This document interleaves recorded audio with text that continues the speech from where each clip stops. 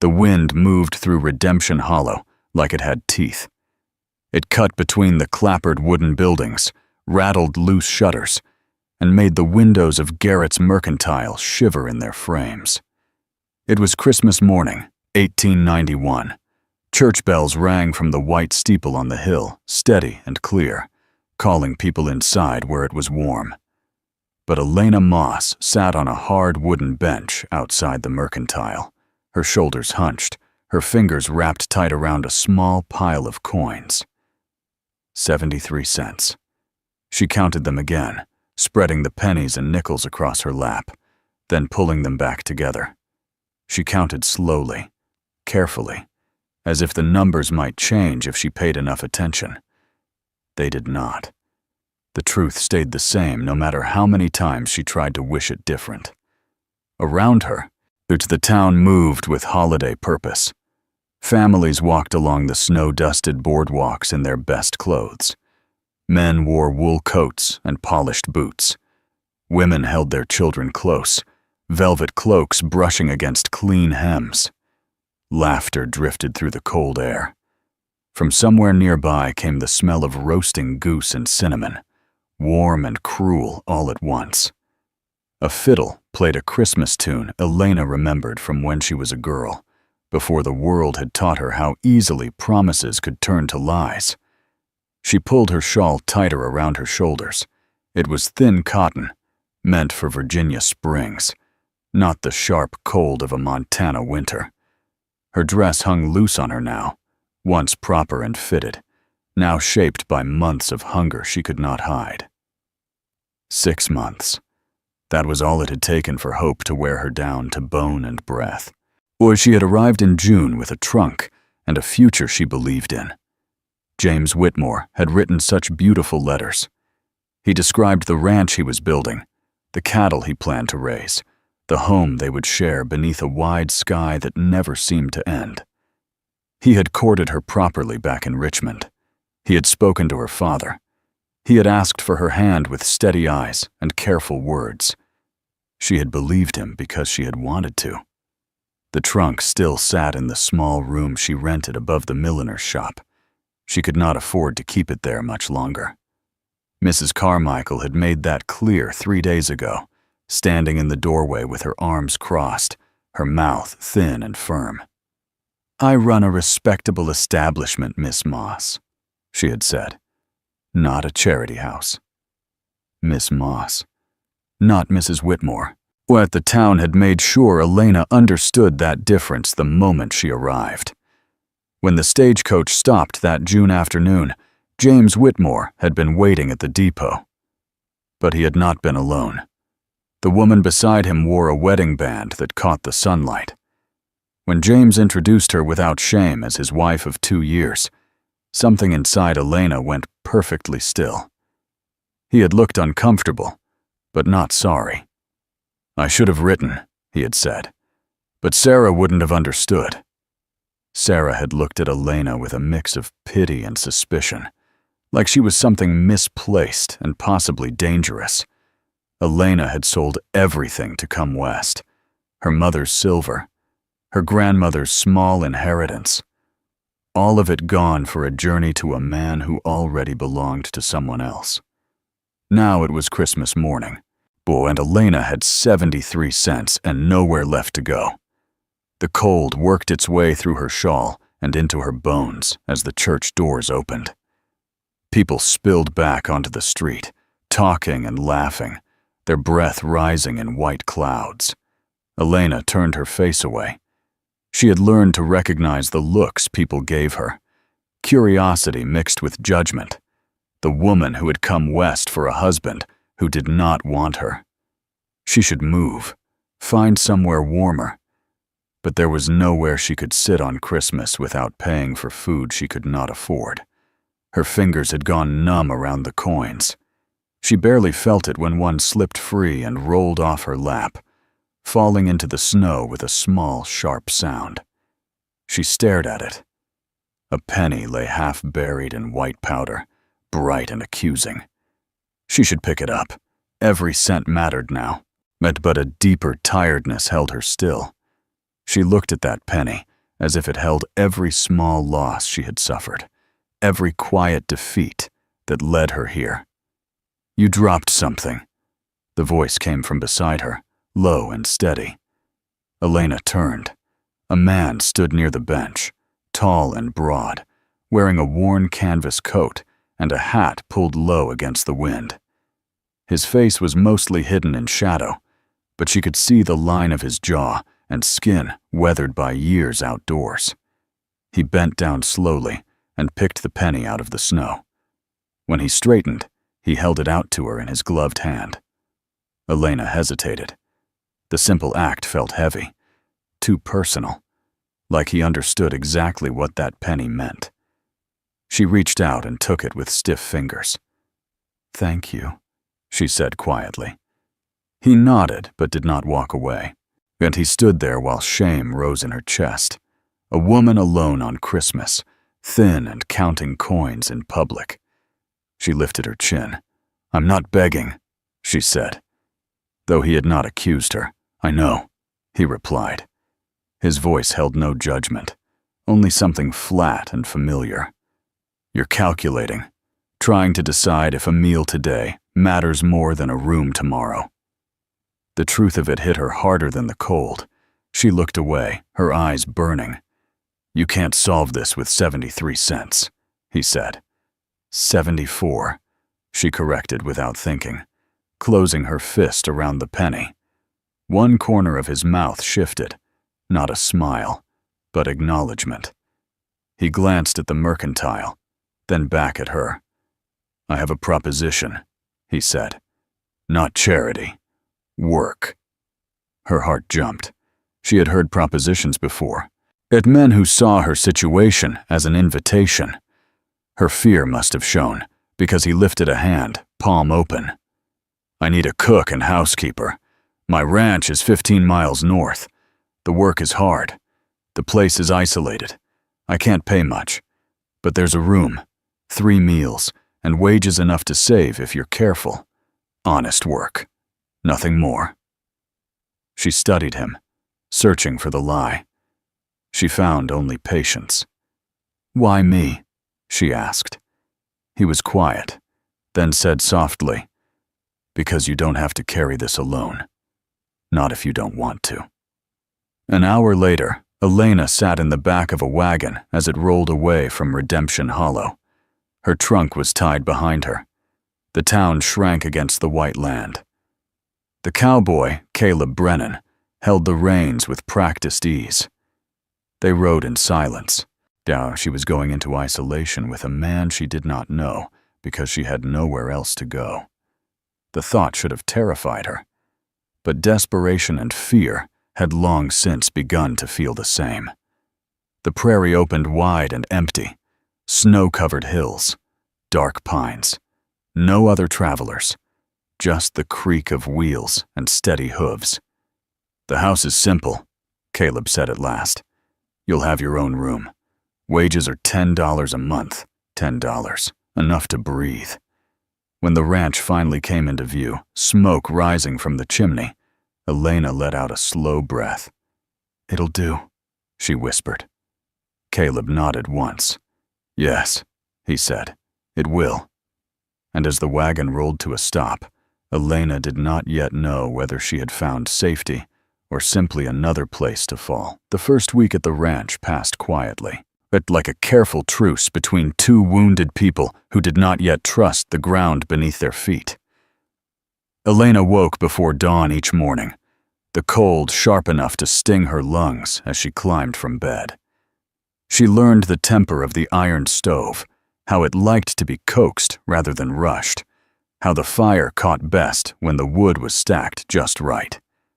By the time pale light crept through the kitchen window, coffee simmered and breakfast waited. Caleb ate quickly and without comment, then pulled on his coat and stepped back into the cold. Elena watched him from the window as she washed dishes, noting the steady rhythm of his movements. He fed the chickens, hauled water, tended the horses, each task done with quiet efficiency. He worked like a man used to relying only on himself. Inside, The house told its own story. It was not dirty, but it was lonely. Dust lay thick on shelves. Dishes were stacked without order. A rocking chair sat untouched near the fireplace, as if waiting for someone who never came. Elena cleaned room by room, finding comfort in the work. Each scrubbed floor and cleared window felt like a small victory, something she could fix. They spoke little. When they did, it was about supplies, weather, or chores. There were no questions about her past, and none about his. But she noticed things. How he left extra firewood near the stove without asking. Yet how he removed his boots at the door once he realized she scrubbed the floors daily. Once, she found dried winter flowers placed carefully in a jar on the kitchen sill. He never mentioned them. One evening, he came into the kitchen to find her sitting at the table, tears slipping silently down her face. He said nothing. He simply set a cup of coffee beside her and walked away. It was the kindest thing anyone had done for her in months. 2 weeks passed. Elena felt stronger. Her hands no longer shook when she counted money. Her meals were regular. Sleep came easier. Still, the past clung to her like a shadow. One afternoon, while kneading bread, Caleb came in carrying the post. He set a single envelope on the table. "For you," he said. Something in his voice made her pause. The paper was fine quality, and the handwriting neat but unfamiliar. No return address. "Stay," she said quietly when he turned to leave. He sat by the stove, giving her space. The letter told a story she had never imagined. Another woman. Then another. Promises made. Money taken. Lives ruined. One woman had not survived the shame. Elena read the words again and again until her chest felt hollow. "I thought it was me," she whispered. "I thought I was foolish." Caleb crossed the room and took her hand, his grip steady and warm. "It was never you," he said firmly. The words settled somewhere deep inside her, not erased, not healed, but shifted. For the first time, the weight did not feel entirely hers. Winter tightened its grip on the land. Snowstorms trapped them indoors for days at a time.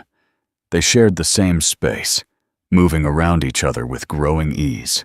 Those meals were eaten together now. Silence no longer felt sharp. One night, as the wind battered the walls, Caleb spoke of his wife and son.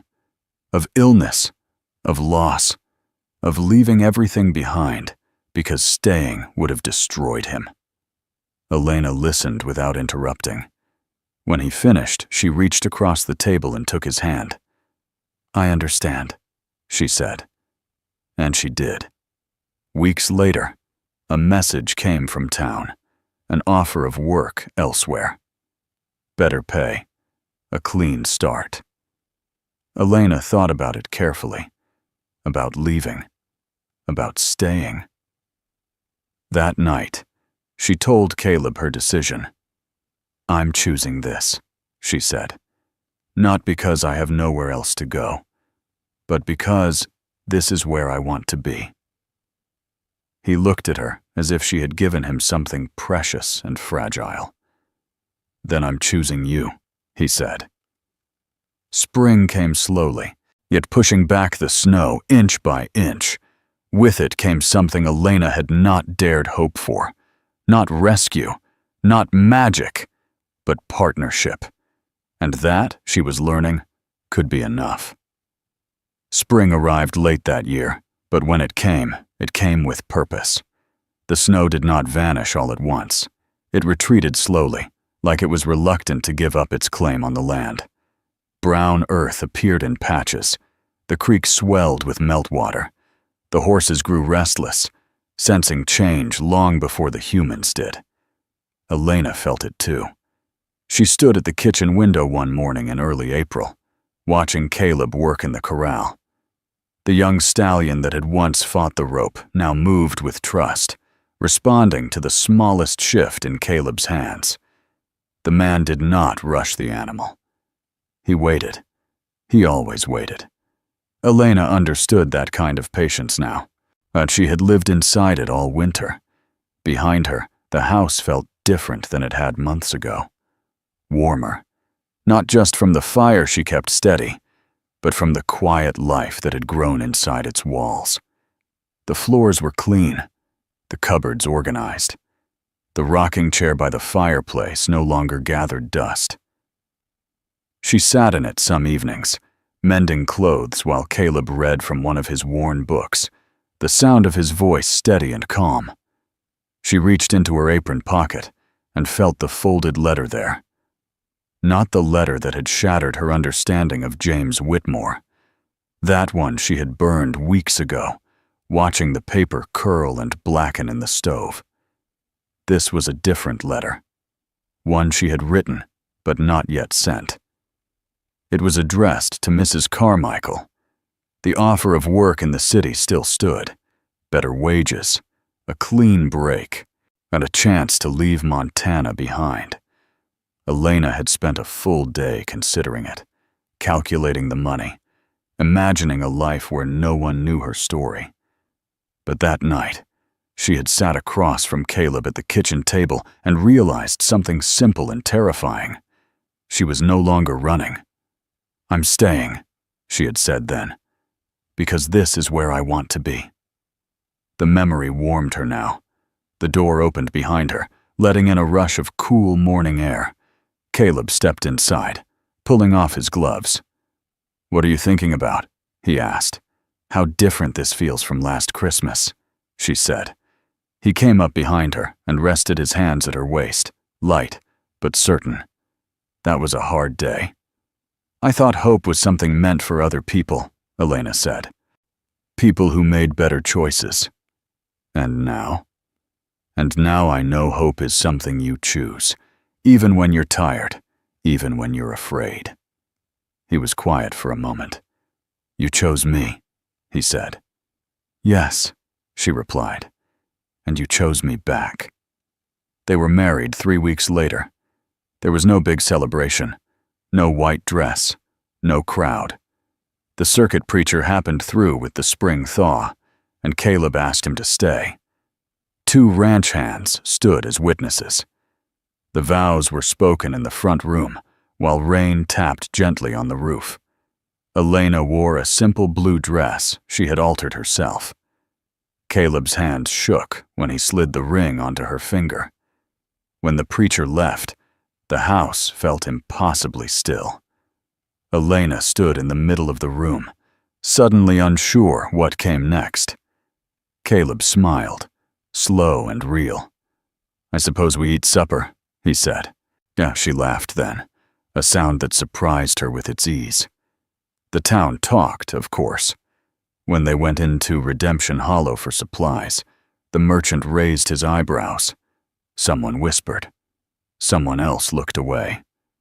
Elena felt the old instinct to shrink, to apologize for existing. But it passed. She stood beside Caleb, his presence steady, and realized something had changed. Their opinions no longer held power over her life. What she and Caleb had built through winter storms and shared silence could not be undone by raised eyebrows. Life on the ranch settled into a new rhythm. Elena worked beside Caleb now, as often as she worked inside. She learned to tend the chickens, to milk the cows without flinching, to read the moods of horses.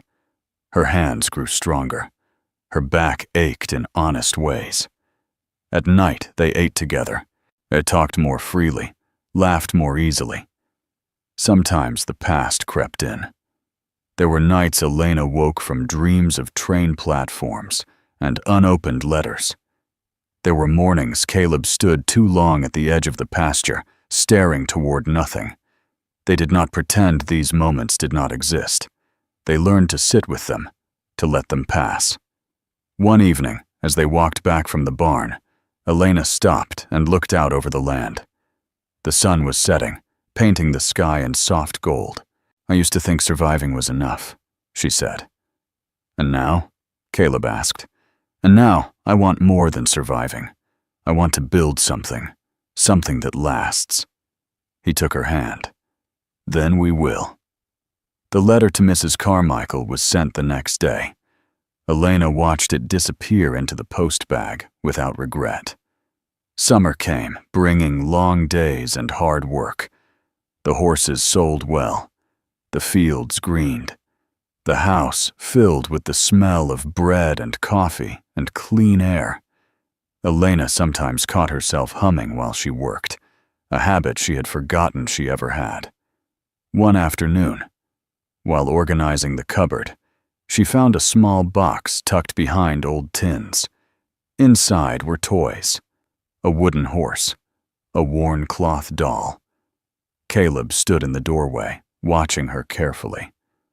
I should have told you, he said. I'm glad you didn't, Elena replied gently. I'm glad you waited. She placed the box back where she found it. Some things did not need fixing, only honoring. As the year turned, Elena marked the passage of time not by months, but by moments. The first snow of the new winter, the first argument they survived without pulling away. The first time she realized she no longer measured her worth by what had been taken from her.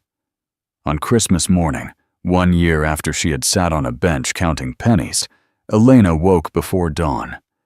She dressed quietly and stepped outside. The land was white again, the air sharp and clean. She walked to the edge of the yard and looked out at the endless stretch of Montana. She thought of the woman she had been. Thin, afraid, certain she had reached the end. Footsteps crunched behind her. You're up early, Caleb said. So are you, she replied. He bent down and scooped a handful of snow, letting it fall through his fingers. You all right? Yes, Elena said, and she meant it. I was just remembering. He straightened and looked at her, those gray eyes steady and warm. You don't have to carry that alone anymore either. She smiled, tears rising, but not falling. I know.